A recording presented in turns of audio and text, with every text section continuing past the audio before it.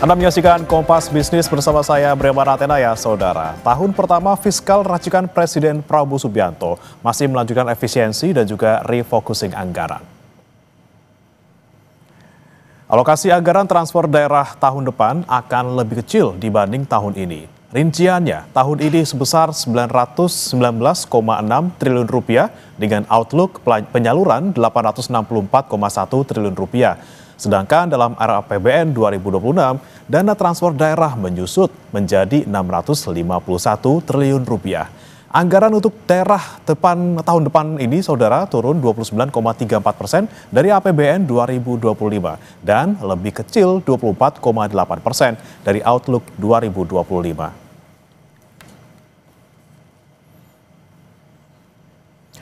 Menteri Keuangan Sri Mulyani bilang sebagian besar belanja pusat akan langsung dirasakan oleh masyarakat di daerah sesuai dengan permintaan Presiden Prabowo Subianto. Juga belanja pemerintah pusat dan daerah harus satu arah.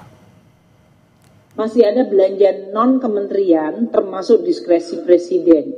Ini termasuk impres jalan dan impres bendungan yang nanti banyak akan menjadi sesuatu sarana atau alat Presiden untuk bisa meyakinkan bahwa daerah-daerah tertentu yang memang perlu bantuan dari sisi pembangunan jalan itu bisa dilaksanakan.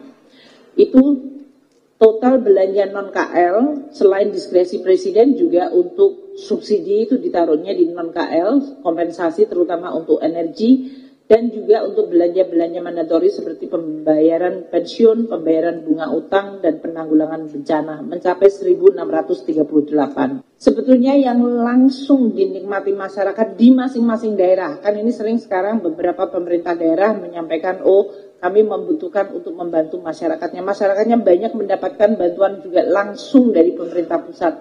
Makanya Presiden tadi di dalam pidatonya juga menyampaikan belanja pusat dan daerah harus menjadi satu arah. Itu 1.376,9 triliun sendiri.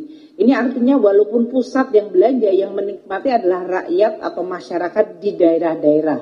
Dari mulai program PKH, PIP, kartu sembako, bantuan iuran jaminan kesehatan, cek kesehatan gratis, renovasi dan revitalisasi sekolah, makan bergizi gratis, sekolah rakyat, preservasi jalan dan jembatan, perumahan, bendungan, koperasi merah putih, subsidi non-energi seperti subsidi pupuk dan KUR, tunjangan profesi guru, tunjangan profesi dosen yang non-PNS, itu yang di luar APBD atau di luar yang biasanya di pegawai negeri, subsidi energi, lumbung pangan, bulog, dan kampung nelayan serta pergaraman. Ini semuanya letaknya di daerah, dinikmati oleh masyarakat di daerah. Sehingga memang APBN dari sisi belanja pusat cukup besar yang dilakukan oleh pemerintah pusat langsung kepada masyarakat di daerah. Belanja KL dan transfer ke daerah ini menjadi satu kesatuan. Menteri Dalam Negeri Tito Karnavian memastikan bagi wilayah yang memiliki pendapatan asli daerah rendah dan sangat bergantung pada pemerintah pusat tetap akan ada perhatian. Kemendagri akan berkoordinasi dengan Kementerian Keuangan dan kementerian yang lain. Yang penting adalah bagaimana kita nanti mengkoordinasikan supaya teman-teman di KL, rekan-rekan menteri, pimpinan lembaga, ada program-program pendidikan, kemudian PU, jalan tadi, perumahan, pendidikan, kesehatan, ada Menteri Kesehatan di sini, ada Koperasi Desa Merah Putih, ada MBG, itu yang berdampak langsung ke daerah-daerah. Nah, namun sekali lagi untuk daerah-daerah yang PAD-nya rendah, kita akan berikan atensi khusus, kami akan berikan masukan pada Ibu Menkyu, yang mereka sangat tergantung, itu agar pemerintahannya berjalan tetap stabil, belanja pegawai, belanja operasional, serta program-program yang standar minimal harus bisa berjalan. Yang lain di-cover oleh pemerintah pusat. Nah, kemudian mengenai PAD, kami mengimbau memang nanti kepada teman-teman di daerah, pendapatan asli daerah itu utamanya berasal dari pajak retribusi, kemudian dari hibah, dan dari badan usaha milik daerah. Ini badan usaha milik daerah, dan kemudian PAD-nya yang harus kreatif dan inovatif, tapi tidak memberatkan masyarakat. Efisiensi dan refocusing anggaran menjadi arah tahun fiskal pertama Presiden Prabowo Subianto. Salah satu yang menjadi perubahan besar dalam era APBN 2026 adalah alokasi anggaran transfer daerah yang mencuat signifikan. Apa dampaknya, saudara? Kami akan menanyakan langsung kepada Mas Sinton Pasaribu, Wakil Ketua Umum Asosiasi Pemerintah Kabupaten Seluruh Indonesia. Selamat pagi, Bang Mas Sinton. Ya, selamat pagi. Ya, Bang Mas Sinton. Ini kan 29,3% turunnya nih transfer daerah di APBN 2026. Tapi kalau kata Bu Sri Mulyani ada kompensasinya nih katanya. Jadi anggarannya akan difokuskan ke program pemerintah pusat ke daerah lewat kementerian dan juga lembaga. Sudah ada pembahasan di APKASI dan juga sikapnya seperti apa, Bang Mas Sinton? Iya, jadi kami baru bicara secara informal, WA Group gitu ya. Nah, tentu kebijakan tentang pengurangan transfer dari pusat ya ke daerah itu ya sangat ya buat teman-teman di daerah itu, kepala daerah terutama yang PAD-nya kecil ya. PAD kecil itu ya sangat terdampak sekali itu, apalagi yang dia di bawah 100 miliar. Jadi ruang fiskalnya ya praktis sudah nggak ada. Nah, kemudian pembangunan seperti yang dibutuhkan masyarakat itu kadang kan bervariasi dia, tapi rata-rata persoalan belum meratanya pembangunan infrastruktur, jalan-jalan kabupaten, jalan-jalan provinsi, jalan negara dan lain sebagainya. Nah, kemudian berbagai daerah tentu ya dengan pola pengurangan yang terjadi sekarang ini, peran otonomi daerah itu yang menjadi semakin mengecil. Nah, sementara kepala daerah juga kan ada janji-janji ke masyarakat yang harus juga ditopang dengan program yang dengan anggaran yang juga cukup seperti itu. Sementara daerah-daerah ruang fiskalnya semakin terbatas dengan pengurangan TKD itu, transfer keuangan daerah tadi, gitu Bu. Oke, lagi-lagi Bang Mas Sinton yang kita khawatirkan adalah daerah yang PAD-nya kecil gitu ya, di bawah 100 miliar. Kalau dari APKASI sendiri, mana saja daerah yang kemudian paling kena dampak, yang paling kecil misalnya di bawah 100 miliar ini? Ya, terutama daerah-daerah yang satu sumber daya alamnya, potensi sumber daya alamnya ya, umpama tambang bukan perkebunan dan lain sebagainya gitu, daerah-daerah seperti itu yang mobilitas ekonomi masyarakatnya juga terbatas. Nah, seperti umpama di kewenangan di daerah tingkat 2 kan semakin kewenangan otonominya juga semakin kecil. Semakin umpama di wilayah yang punya wilayah perairan laut seperti saya di Kabupaten Tapani Tengah, kami tidak memiliki kewenangan lagi di laut. Padahal sebelumnya itu dari pantai 0 sampai 4 mil itu masih ada kewenangan kabupaten. Nah, sekarang sudah tidak punya lagi karena itu ditarik ke provinsi dan ke pusat. Begitupun dengan galian C, itu juga tidak lagi. Di wilayah kawasan hutan juga kabupaten tidak punya. Nah, potensi penerimaan pendapatan daerah ya itu ya sudah semakin mengecil kemudian dikurangi lagi dengan transfer keuangan daerah dari pusat ke daerah itu yang juga semakin berkurang seperti itu, semakin sentralistik. Tapi kalau jumlahnya, Bang Mas Sinton, ada berapa sih kabupaten yang PAD-nya di bawah 100 miliar dan sekiranya bakal terdampak itu? Jumlahnya sekitar ratusan? Oh iya, itu terutama yang di daerah luar Jawa ya, kita lagi inventarisir semuanya tuh, terutama kabupaten luar Jawa, sebagian Sumatera, Sulawesi, seperti itu. Oke, ini lagi-lagi kan otonomi daerah kemudian kan kita lihat ini berarti semakin tergerus dengan adanya pengurangan TKDD ini, Bang Masinton. Kemudian tapi kata tadi Pak Mendagri juga akan ada perhatian khusus nih bagi daerah-daerah yang terdampak karena PAD-nya kecil seperti itu. Nah kemudian Anda melihatnya bagaimana nanti prakteknya ke depannya? Bagaimana kemudian Kemendagri bisa berkoordinasi dengan segitu banyaknya daerah yang bergantung sebenarnya pada transfer daerah dari pusat? Iya, itu satu, karena nggak semua juga nanti bisa terakses dengan baik itu kan, relasi dari daerah ke pusat. Kemudian itu harus lebih intens lagi daerah-daerah untuk menyampaikan ke pusat. Nah itu kan ya ya itu akan mengapa daerah jadi seperti mau minta-minta terus saja itu ke pusat kan begitu. Kalau nggak intens dimintakan terlewat lagi tuh. Oke. Tapi kalau kita perhatikan sebenarnya Bang Masinton, ini kan pemotongan dana daerah bukan hal baru gitu ya. Kita beberapa kali pernah mengalami pemotongan dana daerah. Tapi yang tahun ini dirasakan paling signifikan dari pemerintah daerah seperti apa Bang Masinton? Apakah mungkin karena memang jumlahnya yang luar biasa 29,3% yang dipotong untuk 2026 nanti? Iya, umpamanya infrastruktur ya. Dan lain-lain lah itu artinya ini kan kalau seperti yang disampaikan oleh Ibu Menteri Keuangan tadi disatukan jadi belanja pusat dan daerah itu disatukan dimasukkan dalam belanja kementerian lembaga. Nah semoga nanti bisa daerah-daerah bisa memperoleh akses terhadap seluruh program yang ada di kementerian lembaga tersebut. Seperti itu. Nah pertanyaannya kemudian apakah program yang ada di kementerian lembaga ini sesuai dengan kebutuhan daerah dan bagaimana kemudian kreativitas daerah nantinya untuk bisa mengakali transfer daerah yang berkurang? Jangan dijawab dulu Bang Masinton, kita akan kembali usai jeda. Tetap bersama kami saudara di Kompas Bisnis.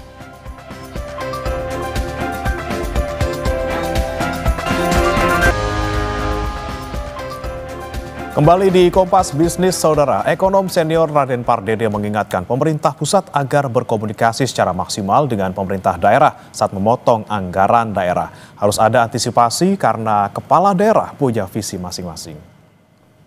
Tapi begini, yang kita harus antisipasi nih Pak Suwai, bahwa pemerintah daerah itu juga dipilih oleh konstituen di sana.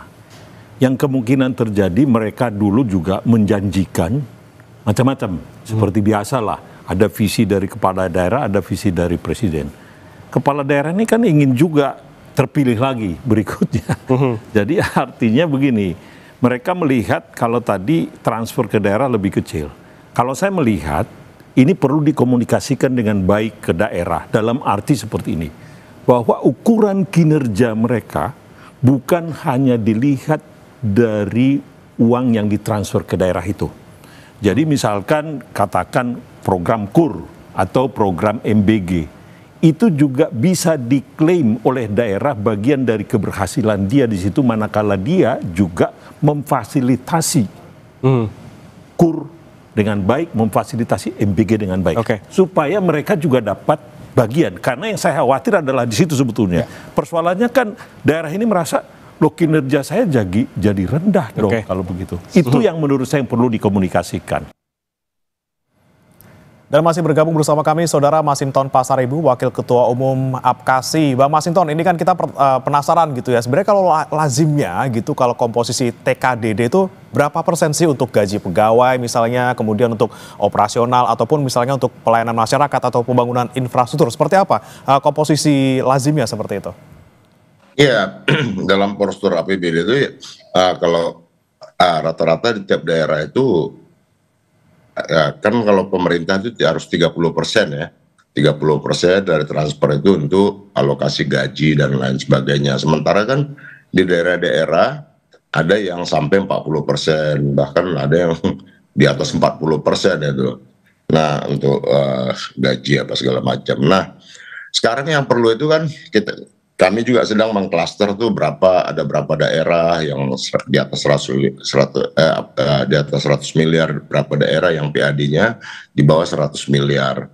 Seperti itu. Nah, dari DAU itu saat ini kan juga sudah dia dana transfer yang sudah ditentukan itu penggunaannya dari pusat. Jadi praktis tuh ruang fiskal daerah itu ya semakin terbatas itu dia. Nah, kemudian di sisi yang lain tadi seperti yang disampaikan Pak Raden Pardede, kepala daerah juga punya janji yang program-program tadi butuh pembiayaan gitu. Jadi sebenarnya adalah dengan pengurangan dana transfer ke daerah itu akan mempersempit ruang gerak berbagai program yang seharusnya ya bisa dilakukan di daerah, tapi hari ini kan dia menjadi top down ke daerah itu. Nah, tentu tingkat kesulitan pembangunan dari masing-masing daerah itu bervariasi. Nah, contoh dengan pola sekarang ya, yang dia semuanya di top down gitu ya, dari pusat ke daerah. Kadang problem di daerah itu ya beda-beda seperti itu.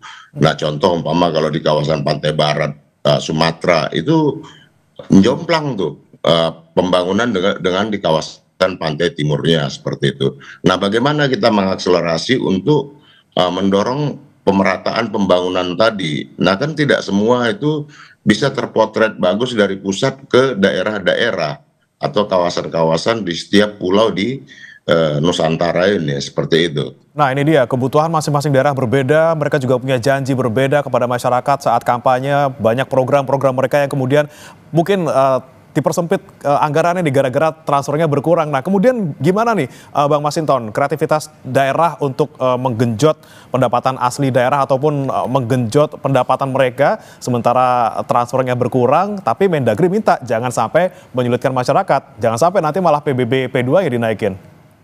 Nah itu dia. Nah, beberapa daerah kan terjadi ada ya dalam tanda petik inilah ya penolakan dari masyarakat terhadap kalau dinaikkan pajak retribusi daerah seperti itu kan. Nah, ini kan juga tidak kita inginkan ya dalam situasi ekonomi masyarakat yang semakin sulit. Sementara kalau kita optimalisasi ya, tidak semua daerah itu memiliki sumber daya alam yang sama atau potensi-potensi penerimaan yang sama, meskipun dioptimalkan tetap hasilnya juga tetap minimal seperti itu. Nah, jadi memang ya butuh kreativitas, kalau itu kita setuju lah, artinya bahwa kita harus menggali terus sumber-sumber potensi penerimaan pendapatan asli daerah tanpa memberatkan masyarakat gitu ya. Namun juga ya ini kan perlu stimulan, perlu perhatian, dan kemudian tetap harus ada stimulan dari pusat untuk kita bisa menata dan meningkatkan PAD ya dengan kreativitas kita tadi. Seperti itu. Dengan karakteristik daerah yang berbeda, butuh kreativitas yang berbeda juga untuk bisa meningkatkan PAD. Tapi kalau kita lihat lagi, Bang Masinton, beberapa hari terakhir gejolak protes soal kenaikan pajak ini kan luar biasa gitu ya. Konteksnya kayaknya semuanya daerah ini banyak banget yang naikin PBB secara serempak. Sebenarnya itu memang ada instruksikah untuk menaikkan PBB atau memang lagi-lagi ini tuh jalur yang paling cepat nih untuk mengisi berangkas daerah? Iya, ya nggak ada instruksi, tapi ya itu tadi, ya harus lebih kreatif. Nah, kalau nggak, ya mau nggak mau ya dengan cara satu diantaranya ya yang paling berpotensi tadi menaikkan retribusi apa segala macam. Tapi kan kalau kita lihat tingkat itu tadi ya, tingkat ekonomi masyarakat di setiap daerah kan berbeda-beda juga itu.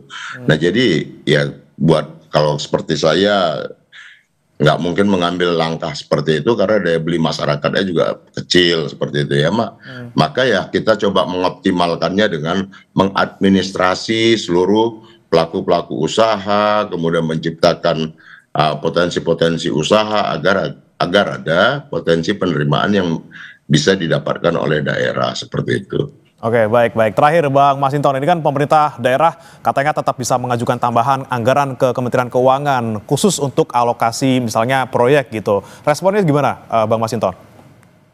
Ya itu tadi, di setiap daerah kan beda-beda ininya, akses ke ke pusat. Ya tentu bagi kepala daerah yang mungkin bisa mengakses, ya mungkin bisa mendapat beberapa program. Tapi daerah-daerah yang dia tidak keterbatasan untuk mengakses ke pusat, ya dia kan harus menongkrongin di pusat terus itu, lebih intens. Jadi maka nanti ada beberapa kepala daerah, kepala OPD-nya, kepala dinasnya, ya mungkin ya nongkrong jadi di daerah, jadi di Jakarta kan untuk bisa melobi ke pusat. Nah ini kan juga harus dipikirkan seperti itu.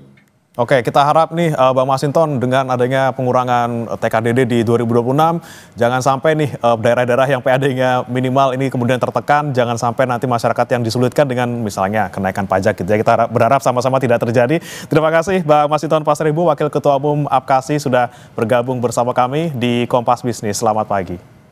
Ya, terima kasih Bung.